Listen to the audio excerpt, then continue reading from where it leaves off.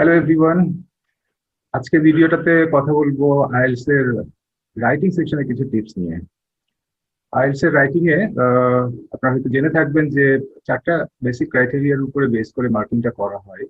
এর মধ্যে আছে হচ্ছে task response, grammatical range and accuracy, lexical resources and coherence and cohesion. তো গ্রামাটিক্যাল রেঞ্জ এন্ড অ্যাকুরেসি এই পার্টটা নিয়ে বেসিক্যালি আজকে কথা বলবো। গ্রামাটিক্যাল অ্যাকুরেসি বলতে আমরা তো জানি যে the sentences you are writing have to be grammatically correct. রেঞ্জের ব্যাপারটা হচ্ছে যে আপনি আপনার লেখার মধ্যে কত ধরনের সেন্টেন্স স্ট্রাকচার ইউজ করতে পারেন সেটা। অ্যাকচুয়ালি অনেক ধরনের সেন্টেন্স স্ট্রাকচারের সাথে আমরা ফ্যামিলিয়ার, বাট ফর্মাল রাইটিং এ কি কি ধরনের স্ট্রাকচার ইউজ করলে পরে আপনার লেখাটা আরো ইফেক্টিভ হবে, আরো ভালো হবে, ভেরিয়েশন ভালো ঠিক মতো করে অ্যাড করা যাবে ওখানে, সেই জিনিসটা নিয়ে আজকে দেখবো। বেসিক্যালি আমরা আজকে 10টা টাইপের সেন্টেন্স স্ট্রাকচার দেখবো, যেগুলি আপনার লেখার মধ্যে আপনি যদি ইফেক্টিভলি ইউজ করতে পারেন আপনার লেখাটা অনেক ভালো হবে। সো আমি স্ক্রিনে কিছু স্লাইড নিয়ে আসছি যেগুলি আপনাদের বোঝার ক্ষেত্রে অনেক হেল্প করবে আশা করি। Alright, 10 ways to achieve sentence variety. Sentence variety achieve করার জন্য আমরা 10টা টাইপের সেন্টেন্স দেখবো। First of all, ক্লেপ sentences. ক্লেপ sentences actually আমরা ক্লেপ সেন্টেন্সে এমন একটা আইডিয়াকে লিখি যেটা হয়তো একটা সিম্পল সেন্টেন্সের মধ্যে লেখা যেত, বাট এই জিনিসটাকে সিম্পল সেন্টেন্সে না লিখে কমপ্লেক্স সেন্টেন্সে নিয়ে যাওয়া, সেন্টেন্সের কোনো একটা বিশেষ পার্টকে হাইলাইট করার জন্য, বেশি এমফাসিস দেওয়ার জন্য। আমরা স্ক্রিনে একটা সেন্টেন্স দেখছি এখানে, we only require political will two set up a permanent base on the moon. Normally আমরা সেন্টেন্স এইভাবেই লিখি, বাট এই সেন্টেন্সটাকে আমি যদি ক্লেপ সেন্টেন্সে কনভার্ট করি, সেন্টেন্সটা তখন হয়ে যাবে all we require to set up a permanent base on the moon is political will. তো সেন্টেন্সের স্টার্টিং এ আমরা একটা ভ্যারাইটি নিয়ে আসলাম অন্য সেন্টেন্সের সাথে এটা একটা ডিফারেন্স তৈরি করার জন্য। একইভাবে আরেকটা সেন্টেন্স দেখতে পারি ক্লেপ সেন্টেন্সের example, people don't think about the level of planning that is involved. Normally আমরা সেন্টেন্স এইভাবে লিখি, এইটাকে যদি আমি ক্লেপ সেন্টেন্সের ফরম্যাটে নিয়ে যাই, সেন্টেন্সটা কেমন হবে? What people don't think about is the level of planning that is involved.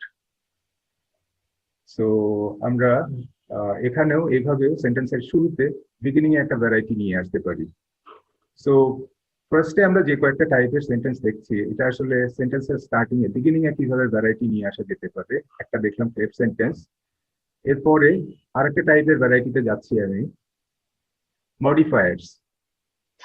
Modifier সম্পর্কে অনেকেরই হয়তো অনেক আইডিয়া আছে। গ্রামারের কোয়েশ্চেন আমরা যখন বিভিন্ন এক্সামের জন্য গ্রামারের সেকশনে প্রিপারেশন নেই, ওখানে মডিফায়ারের বিভিন্ন ধরনের এরর বের করে আমরা অভ্যস্ত। আমরা জানি অনেক ধরনের টার্মের সাথে আমরা পরিচিত, dangling modifier, misplaced modifier, squinting modifier. Writing টেস্টটা হচ্ছে একটা প্রোডাক্টিভ স্কিলের টেস্ট। এখানে আপনার কোনো একটা সেন্টেন্সে এরর বের করার দরকার হচ্ছে না, বরং আপনাকে নিজের কিছু সেন্টেন্স নিজে থেকে প্রডিউস করতে হচ্ছে, লিখতে হচ্ছে।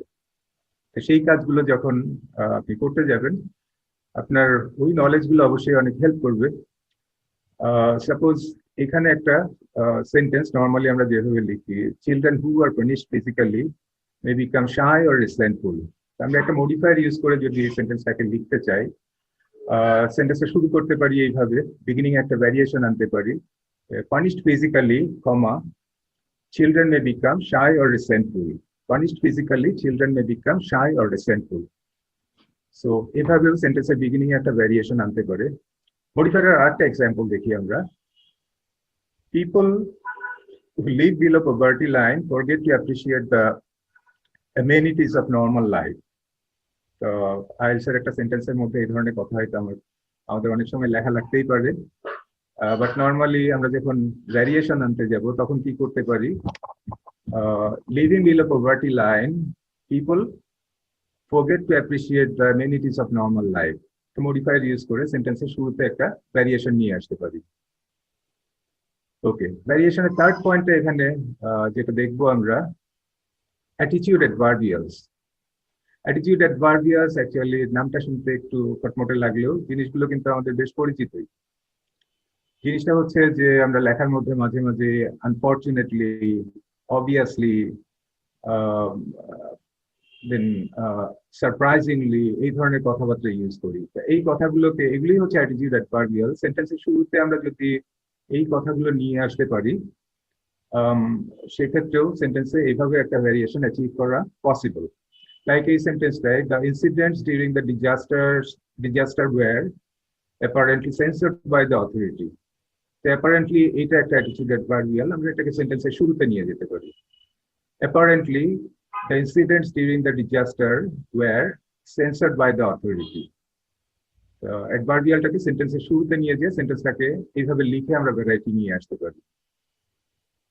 নেক্সট পয়েন্ট, ট্রানজিশনাল ওয়ার্ডস। আইএলটিএস এর এসে লিখতে যে যারা বিভিন্ন বইটই পড়ছেন বা ভিডিও দেখছেন তারা জানেন অনেক সময় যে কোহেসিভ ডিভাইসেস বা ট্রানজিশনাল ওয়ার্ডের ইউজটা অনেক ইম্পর্টেন্ট। নর্মালি আমরা সবসময় সেন্টেন্সের শুরুতেই এই ওয়ার্ডগুলোকে লিখি, লাইক এখানে স্ক্রিনে যে সেন্টেন্সটা দেখছেন আপনারা। However, we should ensure that we are still in a position where we are able to control technology. সেন্টেন্সটাকে এইভাবে না লিখে এই অ্যাডভার্বিয়ালটাকে একটু পরে নিয়ে আসতে পারি আমরা সেন্টেন্সে। We should, comma, however, comma, ensure that we are still in a position to blah blah blah. Rest of the sentence একই রকম থাকবে।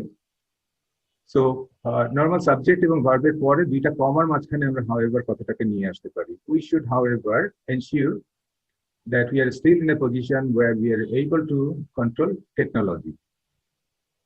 নর্মালি যে কাজটা আপনি করেন সেটাকে একটু অন্যভাবে করেন এবং মনে রাখবেন যে now we are talking about variety. Variety জিনিসটা হচ্ছে যে আপনি সেন্টেন্সের মধ্যে বিভিন্ন রকম সেন্টেন্স স্ট্রাকচার ইউজ করবেন, that is the main point of variety. আপনি সবসময় যদি আবার একটা স্টাইল, একটা পার্টিকুলার স্টাইল ফলো করেন তাহলে কিন্তু আবার ভ্যারাইটিটা অ্যাচিভ হচ্ছে না। সো ট্রানজিশনাল ওয়ার্ডটাকে আপনি সেন্টেন্সের শুরুতে বেশিরভাগ সময় শুরুতেই রাখবেন। একটা প্যারাগ্রাফের মধ্যে যদি দুইটা বা তিনটা ট্রানজিশনাল ইউজ করেন তখন কোনো একটাকে আপনি সেন্টেন্সের একদম শুরুতে না রেখে সাবজেক্ট ভার্বের পরে নিয়ে আসতে পারেন।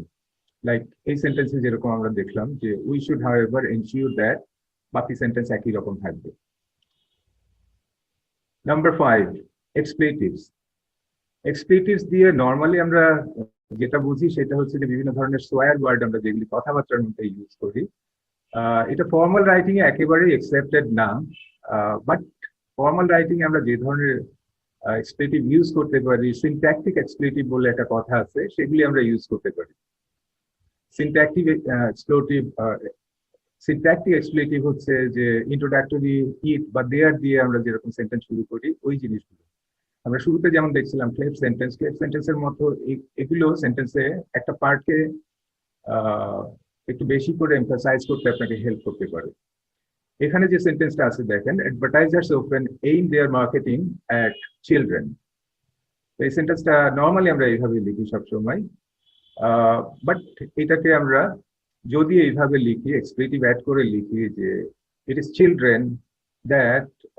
Children whom advertisers often aim their marketing at, it is children whom advertisers often aim their marketing at.